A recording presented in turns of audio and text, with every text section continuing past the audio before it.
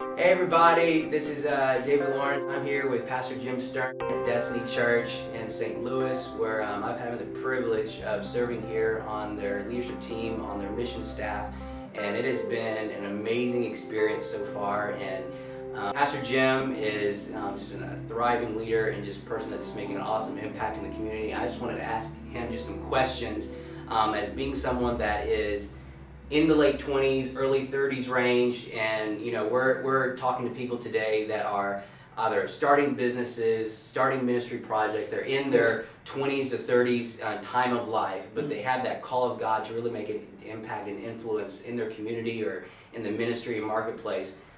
First of all, I just want to ask you, as far as the vision of Destiny. Yeah.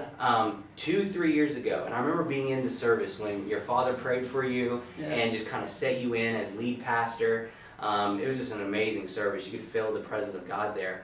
What was, as far as the direction of Destiny is going and the future, like looking 10, 15 years, into the future of Destiny, what was the reason of setting you in? I guess you were like 27, 28? Yeah. What was some of the conversations that you guys were having to make that transition? Well, the whole deal here at Destiny is about helping people to fulfill their destiny in God.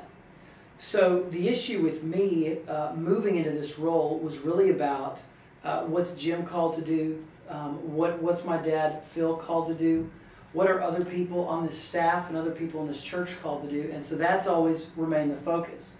With that being said, when I was in my early 20s, it started to become apparent that God was really wanting my father to operate in a strong fatherly role, not just to me, but to other pastors across the country and across the world. And there became the quick realization he can't do that when his time's dominated by a local church. Right. So that began the process. At the same time, looking at what we felt like God called me to do, it was just, hey, there is going to come a time in the near future where Jim's going to be ready to lead and take the lead role, but then you're still going to have the complement of that kind of a father in the house, not the man behind the curtain pulling the strings, but a true father that then has time to father others. And so it's just been a real cool deal. It's 3 years coming up in a few months. That's awesome. And nobody's left or quit or shot at me yet. So that's great. What did you do personally to keep yourself growing? Because obviously, stepping in that position, were there things you had to adjust personally? Were there things you had to adjust in your family, or things that you had to maybe change to take this thing on? Well, I remember specifically when the conversation first came up about Jessica and I moving into this pastoral role, we instantly talked about where we were supposed to move away to, because we were like, God, I don't see that at all, because I had never taken a traditional pastor route. I was always the guy that said, these people who are little kids and want to be pastors, something is not right in their head, or they don't know what pastoring is about. And then I began to realize that God takes all of us on non-traditional routes, and most of the time where we think we're going isn't really where we're going. He's taking us on a place, and then he goes, hey, this is what I want you to do, and it makes total sense. So when we realized that, we just said, okay, God, help us to preserve, the years of the journey that you brought us to. And how can we incorporate all of that into who we are now becoming as pastors? So music's always been a big part of my life.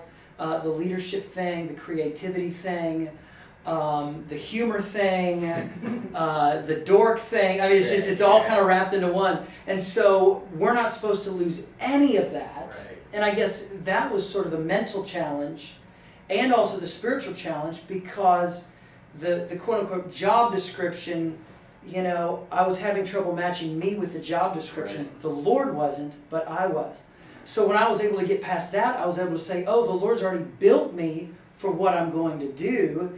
Now we've just got to preserve it and keep growing in all of those things. That's awesome. So I don't know if that makes sense or not, but to me that's just really what it's about, is that God knows way more about where you are than you do and what I do. So He's preparing us to hit a target, and when He kind of opens up what that target is, we shouldn't freak out and start changing stuff. because He's already prepared us to hit the bullseye. No, I have a lot of friends right now that are in their 20s that are, entrepreneuring new businesses, that are in the process of starting new nonprofits, ministries, whether that be, helping the homeless, orphanages. Some even in their late, 20s are starting to plant new churches. What has been for you, maybe the pros, the positives, and maybe some of the negatives of being a senior pastor in your late 20s? No, that makes sense. I mean, obviously it's interesting pastoring people that are 2 and 3 times your age. Exactly. On one hand, when it comes to like take the marriage counseling deal, here this couple in their 50s comes and they're really hurting and stuff. I can give them principles and truths, but I don't have the tenure in life yet to sit here and go, I've been there, I know what you're talking about, And so I've just, the times where I've gotten in trouble has been where, and it's only been a couple of times, where I've tried to pretend like I've lived longer than I have. I'm kind of an old soul, so I was born like an old man. I've never gotten along with people my age that well. But at the same time, it's also forced me in a healthy way to lean into the experience of others and to do that. So that's been, to me, a huge thing of I've had to play as a team right from the get-go. And I can never become that superstar, rock star pastor. I think some of the advantages is that people obviously know that you don't have 20, 30 years experience, and that's probably why they're there. So, number one, when you mess up, it's sort of like, it's to be expected, I've gotten some of that. Well, he's 28, what do you expect? But at the same time, it's helped to attract maybe people who are looking for something different and not the same.